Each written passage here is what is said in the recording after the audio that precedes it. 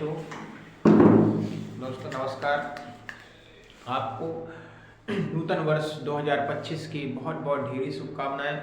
तो आप इस वर्ष में आप कुछ ऐसा करें ताकि आपको ये वर्ष हमेशा के लिए यादगार रहे और अपने पेरेंट्स का, अपने शिक्षक का, अपने रिलेटिव का हमेशा नाम रोशन करें। यही शुभकामनाएं हैं। तो आज हम देखते हैं, आज हम चर्चा करते हैं चैप्टर नंबर 7 में। इसके मैंने आपको बेसिक कॉन्सेप्ट, जो भी फार्मूलेस थे, जो भी मैंने डेफिनेशन थी, मैंने आपको इसके पहले बता दिया था और इससे संबंधित मैंने कुछ क्वेश्चन भी आपको करवाए थे। तो आपको मेरे वीडियो पसंद आ रहे हैं तो इसके लिए बहुत बहुत धन्यवाद। आपने लाइक भी किया है और शेयर भी कर रहे हैं आप, तो बहुत बहुत धन्यवाद। आप ऐसा ही अपना प्यार बताते रहिए। तो हम देखते हैं आज उसी में एक्सरसाइज जो 7.1 है, उसमें कुछ क्वेश्चन जो थे बहुत महत्वपूर्ण प्रश्न हैं। उन प्रश्नों को थोड़ा सा हम देख रहे हैं क्योंकि ये ऐसे क्वेश्चन हैं जो जनरली क्वेश्चन बोर्ड एग्जाम में पूछे जाते हैं। तो देखते हैं, उसमें एक क्वेश्चन है कि जांच कीजिए कि क्या बिंदु 5, -2, 6, 4 और 7 और -2 एक समद्विबाहु त्रिभुज के शीर्ष हैं। तो हम पहले ये देखते हैं, जैसे ब्रैकेट में 5 और -2 लिखा है, 6 और 4 लिखा है, 7 और -2 लिखा है, ये है क्या? तो इनको कहते हैं कार्तीय तल। हम बताए थे आपको कि इसमें जो ये x की वैल्यू कहलाती है और ये y की वैल्यू कहलाती है। इसको कार्तीय तल भी कहा जाता है और इसको कार्तीय तल को कहते हैं अपन निर्देशांक। तो ये x और y के जो मान होते हैं वो कार्तीय तल भी कहलाते हैं। तो हम देखते हैं यहाँ पर कि एक समद्विबाहु त्रिभुज, समद्विबाहु का मतलब है, देखो त्रिभुज तो 3 प्रकार के होते हैं, समबाहु, समद्विबाहु और विषमबाहु त्रिभुज। तो समद्विबाहु त्रिभुज में क्या होता है, जिसकी दो भुजाएं बराबर होती हैं। जैसे ये समद्विबाहु त्रिभुज कहलाएगा क्योंकि इसकी दो भुजाएं क्या आपस में बराबर हैं। समद्विबाहु त्रिभुज की दो भुजाएं बराबर होती हैं ताकि उनके संगत कोण भी बराबर होते हैं, है ना। तो यहाँ पर एक समद्विबाहु त्रिभुज है। अब इसमें बताना है कि जो शीर्ष दिए गए हैं, ये शीर्ष मतलब वर्टेक्स कहलाता है, ये शीर्ष कहलाते हैं, शीर्ष कहा जाता है। तो जैसे ABC ये एक शीर्ष हो गया, है ना, ये शीर्ष है। अब ये जो है जैसे AB, हम यहाँ पर इस तरह कर लेते हैं AB और यह जाएगा C। तो AB और BC, तो AB और BC बराबर हैं लेकिन बराबर नहीं है किसके, AC के। तो इस तरह ये जो लाइनें हैं, लाइन बता रही है कि दोनों लाइन बराबर होंगी, ये वाली लाइन बराबर नहीं होंगी। तो हम इसको देखने जा रहे हैं, इसको हम A के निर्देशांक के रूप में लिख लेते हैं। तो जाएगा 5 और -2 हो जाएगा। ये B के निर्देशांक के रूप में, B के शीर्ष है क्या, 6 और 4, और यहाँ पर ये C के शीर्ष हैं। तो C के शीर्ष क्या कहलाएंगे, 7 और -2। हम इसको इस तरह थोड़ा दर्शाते हैं, दर्शा के लिख लेते हैं। यहाँ जाएगा 5 और -2, ये हो जाएगा 6 और ये 4, ये हो जाएगा हमारा 7 और -2, ये हो जाएगा शीर्ष हो जाएगा। तो हम वही दो बिंदुओं के बीच की दूरी का सूत्र लगाते हैं। जैसे AB में AB दो बिंदु हो गए, अब इनको बीच की दूरी निकालना है। ये फिर BC जो है, तो BC दो बिंदु हो जाएंगे, उसके बीच की दूरी हो जाएगी। पर यहाँ जाएगा CA मतलब AC, मतलब इनके बीच की दूरी हो जाएगी, ये निकालना है। तो हम पहले क्या करते हैं, AB लेते हैं। तो दो बिंदुओं के बीच की दूरी का सूत्र मैंने बताया था, है ना। जैसे सूत्र क्या होता है इसका, √x2 - x1 का whole square plus y2 - y1 का होल स्क्वायर। ये मैंने आपको फार्मूला बताया था। इस फार्मूले के हेल्प से हम इस प्रश्न को हल करेंगे। हम देखते हैं ये वाली वैल्यू हो जाएगी x1, ये हो जाएगी y1 की, तो ये हो जाएगी x2 की और ये हो जाएगी y2 की। जब हम AB ले रहे हैं, तो AB के हमके बीच की दूरी निकालना है। AB के बीच की दूरी, तो हमने AB के बीच की दूरी निकाला, तो हमने दो बिंदुओं के बीच की दूरी का सूत्र लगाया। तो इस तरह से ये हो जाएगा x2 - x1 का whole square plus y2 - y1 का होल स्क्वायर। हम देख रहे हैं यहाँ पर, अब यहाँ पर देखिए x2 क्या है, x2 का मान कितना है यहाँ पर 6, तो हमने लिखा 6 माइनस x1 क्या है, x1 का मान क्या है, कितना है यहाँ पर 1, 5 हो जाएगा। आप वैल्यू सही रखेंगे, अगर वैल्यू गलत रखेंगे तो आपका आंसर नहीं आने वाला है। प्लस अब यहाँ पर y2 वैल्यू कितनी है, यहाँ पर ये 4 है, और y1 की वैल्यू कितनी है, देखिए यहाँ पर, अब देखो यहाँ पर 4 है लेकिन यहाँ माइनस कितना लिखा, -2 लिखा हुआ है। तो आपको करना क्या है, ये माइनस और एक माइनस, चिन्ह का माइनस, एक उसका माइनस, तो -1 से काटेगा प्लस, कितना हो जाएगा 2 का होल स्क्वायर। अब इसको सॉल्व करेंगे कितना आएगा भाई, 6 में से 5 घटाओगे तो 1, मतलब 1 का स्क्वायर प्लस, अब 6 4 और 2 कितना हो जाएगा 6 का स्क्वायर, कितना आएगा यहाँ पर देख रहे हैं, 6 का वर्ग होता है 1, 6 का एक का वर्ग होता है, एक का वर्ग एक ही आएगा। अब लेकिन 6 का वर्ग करोगे तो 6 गुणे 6 का मतलब 36, तो 36 मतलब कितना आएगा 37। तो ए बी के बीच की दूरी क्या आ गई हमारी 37, ये अभी पहला मान आ गया हमारा। ठीक है, अब किसका निकालेंगे अपन, अब बीसी के निकालते हैं। तो बीसी के बीच की दूरी, ठीक, बीच की दूरी आपको करना क्या है कि आपको सूत्र सही रखना है। अगर आप फार्मूले गलत रखोगे तो आपका आंसर नहीं आने वाला। अब देखिए हम भी तो इसको हम क्या करेंगे, ये x1 हो जाएगा, ये हो जाएगा y1, ये हो जाएगा x2, ये हो जाएगा क्या y2। आप चाहो तो इसको अलग से भी खींच सकते हो, अलग से खींच के इस तरह रख सकते हो, ये हो जाएगा a, ये हो जाएगा b। इसकी वैल्यू लिख सकते हो 5 और -2। यहाँ क्या लिखोगे 6 और 4, तो ये हो जाएगा x1, ये हो जाएगा y1, ये हो जाएगा x2, ये हो जाएगा y2। अब इसके जैसे हमको bc करना है, bc के लिए ले लो आप, ये हो जाएगा b, ये हो जाएगा c। तो यहाँ जाएगा इसकी वैल्यू कितनी है 6 और 4, यहाँ कितनी है 7 और -2, ये हो जाएगा x1, ये हो जाएगा y1, ये हो जाएगा x2, ये हो जाएगा y2। ये तरीका भी अच्छा है, अब इसे भी कर सकते हो। तो मैं डायरेक्ट वैल्यू रख रहा हूँ, ठीक है, देखता हूँ एक मैं फार्मूला तो लिख लिया ऑलरेडी, तो मैं डायरेक्ट वैल्यू रख रहा हूँ। जैसे x2 की वैल्यू कितनी है यहाँ पर 7, अब यहाँ पर x1 की वैल्यू कितनी है तो 6 का होल स्क्वायर हो जाएगा, प्लस यहाँ पर y2 की वैल्यू कितनी है, देखो y2 की वैल्यू -2 है, तो -2, यहाँ पर कितना आ जाएगा -4, ये हो जाएगा। अब देखते हैं यहाँ पर कितना आएगा भाई, 7 - 6 करेंगे तो 1, तो 1 का स्क्वायर। अभी देखो -2 -4, तो माइनस प्लस हो जाएगा ना, -6 का होल स्क्वायर। अब कितना आएगा, 1 का स्क्वायर 1 होता है। अब देखिए यहाँ पर -6, तो क्या करेंगे -6 इंटू -6, माइनस प्लस होता है, तो 36 ना। तो आपसे तो बनता नहीं, माइनस में गुणा करके आता है, ये जाएगा 36, और ये कितना आ जाएगा 37। तो BC के बीच की दूरी कितनी आ गई √37, एक ही वैल्यू निकल गई हमारी, दूसरी निकल क्या गई। अब तीसरी निकालना, तीसरी कौन सी है CA, तो क्या लिखा जाएगा CA के बीच की दूरी, के बीच की दूरी, इस तरह निकालेंगे इसको। तो फार्मूला तो वही हमारे पास, इसको लिख लो चाहो तो CA, ये C और यहाँ पर A, तो कितनी C की वैल्यू 7 -2, यहाँ कितना है 5 और -2, ये रखा हमने।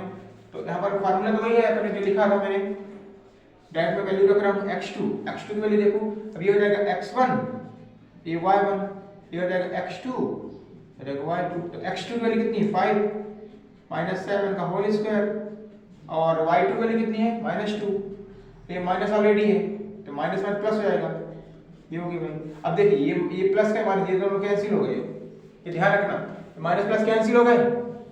यहाँ कितना हुआ भाई 7 - 5 करेंगे तो -2 का होल स्क्वायर, यहाँ तो 0 हो गया, तो कितना देखो -2 इंटू -2 कितना आएगा 4, माइनस प्लस 4 √4, मतलब कितना 2। तो BC की दूरी कितनी आ गई, CA के बीच की दूरी कितनी है 2। तो आप खुद देखिए, दो भुजाएं एक समान आ रही हैं, मतलब AB और देखो BC एक जैसी हो रही ना, देखो तीसरी भुजा CA अलग आ रही है, मतलब समद्विबाहु त्रिभुज है। यहाँ क्या लिखी कंडीशन में, अर्थात AB बराबर BC है ना, नॉट इक्वल किसके हैं AC के या CA के या CA के। क्यों, क्योंकि AB और BC के मान बराबर आ रहे हैं, लेकिन CA का मान बराबर नहीं आ रहा है। तो आप इसको इसे लिख सकते हो 37 इक्वल 37 नॉट इक्वल कितना 4 का अंडर रूट कितना होता है 2। अर्थात क्या लिखोगे, दिए गए निर्देशांक एक समद्विबाहु त्रिभुज के शीर्ष हैं, दिए गए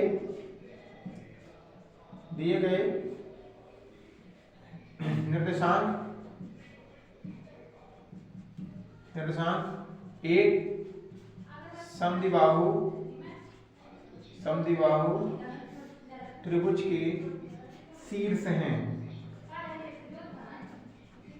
बस इतना सा करना है। तो बहुत अच्छा प्रश्न था, आप इस करके देखें, है ना, एक बार रिवाइज करें, इसके बाद आपसे बनने लगेगा। तो आइए हम देखते हैं उसी में 7.2 का एक प्रश्न है हमारा कि वह अनुपात ज्ञात कीजिए जिसमें बिंदु A के जो निर्देशांक है 1 -5 और B के निर्देशांक -4 और 5 को मिलाने वाले रेखाखंड x अक्ष से विभाजित करता है। तो यहाँ पर हमको ये बताना है कि जो बिंदु जो ए और बी जो दिए हुए हैं इनको मिलाने वाला रेखाखंड जो है वो x अक्ष से विभाजित करता है। इसका मतलब ये होता है कि x अक्ष से विभाजित करने का मतलब ये होता है कि उसमें x की वैल्यू सिर्फ दी गई है, y की वैल्यू क्या मानी जाएगी 0, मतलब उसमें सिर्फ x अक्ष का ही मान प्राप्त होगा, y का मान 0 लिया जाएगा। इसका मतलब ये होता है। इसका एक आंकिक उदाहरण भी है, आप इसका उदाहरण भी देख सकते हैं, उसमें y अक्ष से विभाजित होता है। तो आप उदाहरण का क्वेश्चन जरूर करके देखें इस प्रश्नावली का 7.2 का। और यहाँ पर जो क्वेश्चन एक्सरसाइज का है वो x अक्ष से विभाजित करता है। इसका मतलब ये होता है कि इसमें x अक्ष की वैल्यू होगी और y अक्ष की वैल्यू नहीं दी गई होगी। तो हम देखते हैं यहाँ पर इसका अगर हम डायग्राम बनाएंगे तो इस तरह से बनाएंगे, के रूप में ये हो गया। यहाँ पर एक निर्देशांक हो जाएंगे, इसके निर्देशांक हो जाएंगे 1 और ये हो जाएगा -5। और यहाँ पर हम P बिंदु लेते हैं। यहाँ पर बोला है x अक्ष से विभाजित करता है, इसका मतलब x की वैल्यू मिलेगी, y की वैल्यू 0 होगी। और b के निर्देशांक क्या हो जाएंगे, -4 और 5, ये हो जाएगा। इस तरह से हमको करना है। और हमको क्या करना है, विभाजन अनुपात, ये जो P बिंदु है तो P बिंदु तो P से M का अनुपात क्या होगा, P से B का अनुपात क्या होगा, मतलब AP और PB का अनुपात क्या होगा। तो हम इनका अनुपात जो मानते हैं तो इनका अनुपात इस तरह लिखते हैं, AP अनुपात PB बराबर लिखते हैं M अनुपात N। तो इनका अनुपात हम लिखते हैं M अनुपात N। पहले हम अनुपात निकालेंगे, फिर इसके बाद प्रश्न बोला है इस विभाजक बिंदु के निर्देशांक बताना है, मतलब उस हमको x अक्ष की वैल्यू बताना है, जो x अक्ष से विभाजित होती है उसकी हमको वैल्यू बताना है, ताकि वहां पर x का y का मान क्या हो सके, 0 आए, है ना। तो हम देखते हैं यहाँ पर इस प्रश्न को सॉल्व करते हैं। हम देखते हैं यहाँ पर विभाजन अनुपात सूत्र लगाएंगे। तो यहाँ पर a के निर्देशांक हो जाएंगे क्या हमारे 1 और -5, और b के निर्देशांक हो जाएंगे हमारे -4 और 5। ये b के निर्देशांक हो जाएंगे जिसके हम लिखेंगे वैल्यू क्या, x1 जाएगा y1, यहाँ जाएगा x2, यहाँ जाएगा y2। और यहाँ पर ये बिंदु p के निर्देशांक है, तो p के निर्देशांक हमने क्या मान रखे हैं, x और 0। तो हम करते क्या है, यहाँ पर विभाजन अनुपात का सूत्र लगाते हैं। हमारा विभाजन अनुपात इस तरह लिखेंगे, AP अनुपात क्या हो जाएगा PB। तो इसका हमने अनुपात क्या माना है, M/N अनुपात ये माना है, ये विभाजन अनुपात हमने माना है। तो हम विभाजन सूत्र लगाएंगे। हमने विभाजन सूत्र लगाएंगे किस अक्ष के लिए, x अक्ष के, मतलब y की वैल्यू क्या होगी 0 के लिए लगाएंगे। तो 0 बराबर क्या हो जाएगा, देखिए यहाँ पर y अक्ष के लिए लगाएंगे तो यह जाएगा M1 या M1 M2 ले लो, जब ज्यादा अच्छा होता है M1 M2 ले लो, क्योंकि हम एक्सरसाइज में M1 M2 ही के ज्यादा सवाल कराते हैं। तो हमने इनका विभाजन अनुपात क्या लिया, M1 और M2। तो M1 Y2 सूत्र, M1 Y2 plus M2 Y1 बटे M1 प्लस M2, ये हमने फार्मूला लगाया। विभाजन अनुपात का सूत्र होता है x अक्ष के लिए भी ऐसे होता है, y अक्ष के लिए ऐसे होता है। तो हमने यहाँ पर x अक्ष बोला है, तो x अक्ष में क्या होता है, x अक्ष में y बराबर 0 होता है, ये याद रखना, x अक्ष में y बराबर 0 होता है।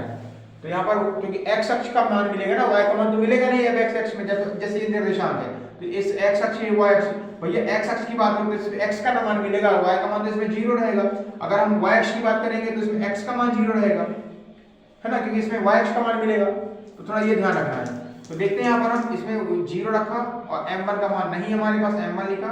अब यहाँ पर देखो y2 की वैल्यू यहाँ पर क्या हो जाएगी, देखो 5, तो हमने लिखा 5 प्लस M2। y1 के मान देखो, y1 की वैल्यू कितनी यहाँ पर देखो -5 है, यहाँ पे हमने लिखा M1 प्लस M2। हमको ये इनको यहाँ पे ट्रांसफर कर दो, 0 इंटू क्या हो जाएगा, M1 प्लस M2 हो गया। यहाँ पे क्या हो जाएगा 5M1 माइनस 5M2, ये हो गया पूरे 0 प्राप्त होगा। यहाँ आ जाएगा 5M1 माइनस 5M2। अब हमने किया क्या है, इसका हमने कर दिया पक्षांतर, तो 5M2 बराबर 5M1। हमको वैल्यू निकालना है, तो देखो 5 लिखा, 5 के बटे भाग 5 को भाग कर दिया, यहाँ M1 ऊपर लिखा और उसके बटे M2 नीचे लिया है, इसको इससे काट दिया, कितना आया 1, इसका भी 1 आया, मतलब 1/1 बराबर आएगा M1 बटे M2। इसका मतलब अनुपात कितना प्राप्त हुआ, 1/1। तो अनुपात क्या मिला हमको, अनुपात क्या आया, 1 m1 अनुपातिक m2 बराबर आएगा 1:1। इसका मतलब m1 की value I 1 Patel G, please pick up the call. इसके बाद Patel G, please pick up the call. इसके बाद अब बोला है कि विभाजन बिंदु के निर्देशांक बताना है। विभाजन बिंदु हमारा क्या है, x है, तो विभाजन बिंदु के निर्देशांक हम क्या करेंगे, यहाँ पर x के लिए सूत्र लगाएंगे। x के लिए हमने सूत्र लगाया तो m1 x2 plus m2 x1 बटे क्या लिखा जाएगा, m1 प्लस m2, क्योंकि हमको विभाजन बिंदु, जो विभाजन बिंदु क्या हमारा x है, तो x के लिए सूत्र लगाएंगे। तो हम यहाँ करेंगे चूंकि Patel G, please pick up the call. तो यहाँ करेंगे क्या, तो यहाँ पर x की वैल्यू हमको प्राप्त करना है ना, तो m1 का मान आएगा 1। अब देखिए x2 की वैल्यू कितनी लिखी जाएगी यहाँ पर -4, तो आपने -4 लिखा प्लस m2 का मान भी 1 है। अब x1 का मान कितना है, 1 है, तो ये हमने 1 लिखा बटे 1 प्लस 1 कर दिए, क्योंकि m1 और m2 का मान कितना है, 1 और 1 ही तो है, हमने ये लिख दिया। अब हम करेंगे यहाँ पे भाई इस केस में गुणा करेंगे तो -4 आएगा, और इस केस में करेंगे तो +1 आएगा, बटे कितना आएगा 2, है ना। तो इसमें से इसको लेस करेंगे तो -3 बटे कितना आएगा 2x। तो यहाँ पर गाइस, यहाँ पर x की वैल्यू कितनी है, -3 बटे 2, तो x की वैल्यू है -3 बटे 2 और y की वैल्यू कितनी है 0। अब हम करेंगे क्या, बिंदु P के निर्देशांक क्या आ गए, तो P के निर्देशांक क्या प्राप्त हुआ हमको, तो x और 0 था ना, तो इसका मतलब क्या हुआ, -3 बटे 2 और कितना 0 प्राप्त हुआ। तो यही था हमारा आंसर। तो प्यारे बच्चों, आपको कैसा लगा मेरा वीडियो, यदि आपको वीडियो पसंद आया तो लाइक सब्सक्राइब जरूर करें और मेरी वीडियो जरूर देखें। मैं कुछ ना कुछ जरूर महत्वपूर्ण प्रश्न की सीरीज ला रहा हूं और आप प्रतिदिन मैं इन क्वेश्चनों को डालूंगा ताकि आपको बेहतर से बेहतर रिजल्ट मिल सके। तब तक के लिए शुभ रात्रि, गुड नाइट।